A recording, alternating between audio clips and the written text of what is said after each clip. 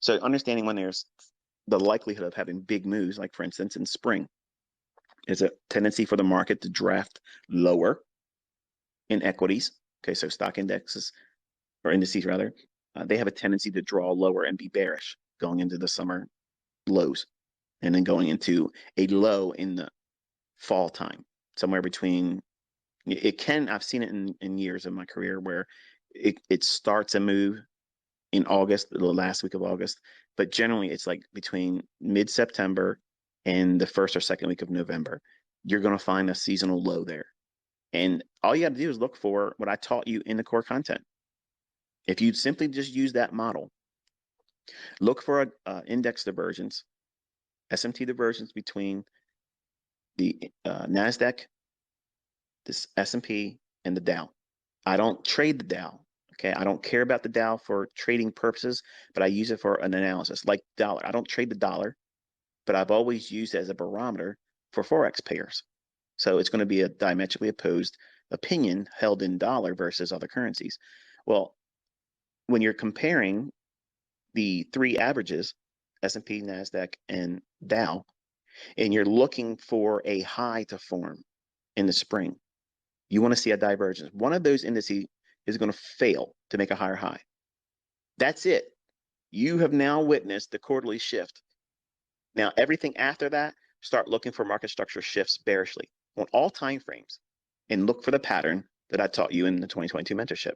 And folks, I just fucking gave you an ATM that pays out every motherfucking year, and it gives you the bias going all the way into the summer. That's it. That's the key. That's the fucking unicorn you're looking for. Well, how about in the fall? You're looking for the opposite, because seasonal tendency wise, you're looking for a low to form. So one of those indices are going to fail to make a lower low. Once that occurs, what happens? That failed lower low in one of those averages, that's simple Dow theory. Once that shift occurs and they go breaking their short-term highs, you're now in a buy model. What does that mean? You're just looking for longs, and you keep milking the longs with the largest leverage. And you can take shorts, and you've seen me do that. But the bigger moves, the longer protracted candles on the daily and 4-hour charts are going to be to the upside after that occurs in the lows in the fall. So between, like I said, think like the second week of September to the second week of November. That's your little sweet spot. And what you're looking is you're studying, because you're like, can you back and tell me what you just said there again? I ain't looking at questions, but I'm sure it's probably what you're thinking. What does it look like? Where am I looking? What time frame? You're looking at a daily chart. You're looking for the highs compared between the NASDAQ, the S&P, and the Dow. Make sure I said that right. Those three averages, Dow, S&P, and NASDAQ. In the springtime, okay, April, May time period. In that time period, you're going to be looking for, as the market's going to be going up, it will be. It'll go up, and on a daily chart, one of those averages, and I don't give a flying fuck which one it is. I don't care which one it is. It's not a point of me knowing which one's going to fail to make a higher high. I'm just looking for that to occur. Once that happens, once that occurs, and then you start looking at the 1 hour and 4-hour chart to look for a shift in market structure, just like I taught in that 2022 mentorship. Once that occurs, you have watched the seasonal high form in the spring, and it's all downhill going into the summer months.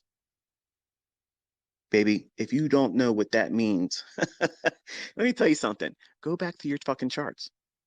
As many years as you fucking want, and just see how that is such a beautiful roller coaster into fucking profitability every motherfucking year. And you got clowns out there doing mentorships and signal services, and they're trying to buy all during that shit. And they're getting wrecked. They're getting destroyed, blowing out, and having to reset their simulator accounts. That's how the markets work, folks. And in the fall, on a daily chart, you're comparing the NASDAQ, the Dow, and the S&P. One of those averages are going to fail to make a lower low. All you're doing is simply waiting for that. You're simply waiting for that to occur. And once it does, go into your 4-hour chart or 1-hour chart and start looking for that shift in market structure bullishly. Once that occurs, you just watch the low form in the fall and just start looking for your best trades going long. You can, if you have not been trading at least for 2 years consistently, don't fade what I just gave you. Trade only in those directions.